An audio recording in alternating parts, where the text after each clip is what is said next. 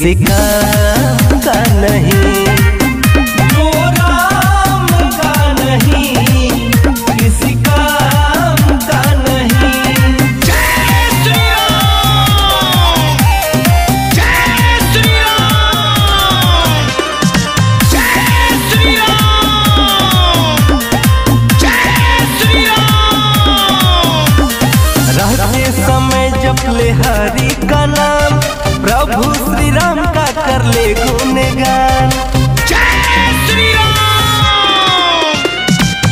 आस्था पे अंगुली जब तू उठाएगा, अंत समय में बड़ी पछताएगा।